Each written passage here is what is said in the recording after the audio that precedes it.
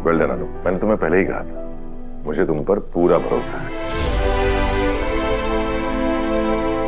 पता नहीं क्यों तुम अपनी काबिलियत पर शक करती रहती। एपिसोड की शुरुआत होती है रात के सन्नाटे से। आरव अपने कमरे में बेचैन बैठा है। उसके दिमाग में एलिशा और उसकी माँ के बीच हुई बहस गूंज रही है। कैमरा उसकी आंखों पर फोकस करता है, जिसमें गुस्सा और दर्द दोनों साफ नजर आते हैं। एलिशा का दर्द दूसरी तरफ।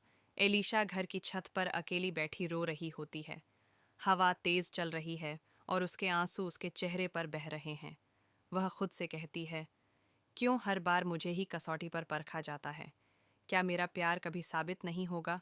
तभी उसकी सहेली सान्या आती है और कहती है, एलिशा, प्यार की राह आसान नहीं होती। अगर तू सच में आरव को खोना नहीं चाहती तो तुझे और मजबूत बनना होगा। आरव की माँ की चाल इधर। आरव की माँ संध्या अपनी बहन से कह रही होती है, एलिशा जैसी लड़की इस घर के लिए सही नहीं है। मैं आरव को उसके चंगुल से छुड़ा कर रहूंगी। उसे सच्चाई पता चलने में अब देर नहीं। उसकी बातों से साफ होता है कि वह कोई पुराना राज छुपा रही है। आरव और एलिशा आमने सामने अगली सुबह। आरव गुस्से में एलिशा से मिलता है। आरव तेज आवाज में, एलिशा, अब और बहाने मत बनाओ, सच बताओ, वरना हमारा रिश्ता यहीं खत्म। एलिशा आंखों में आंसू, आरव, मैंने तुमसे कभी झूठ नहीं बोला, लेकिन कुछ बातें ऐसी हैं जिन्हें मैं अभी नहीं कह सकती। बस इतना जान लो कि मैं तुम्हें दिल से चाहती हूँ। आरव उसकी बात सुनकर चुप हो जाता है, लेकिन उसका शक और गहरा हो जाता है। सस्पेंस भरा मोड़। शाम को अचानक घर के स्टोर रूम में एक पुराना बक्सा मिलता है।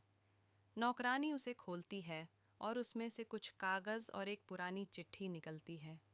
उस चिट्ठी पर एलिशा का नाम लिखा होता है। जब यह चिट्ठी आरव के हाथ लगती है तो उसके चेहरे के हाव भाव बदल जाते हैं। कैमरा धीरे धीरे उसके चेहरे पर झूम करता है। उसकी आंखों में हैरानी और शक दोनों झलकते हैं। एपिसोड का एंडिंग। एलिशा दूर से आरव को देखती है और समझ जाती है कि कुछ गड़बड़ है। आरव धीरे से कहता है, अगर ये सच है तो सब कुछ बदल जाएगा।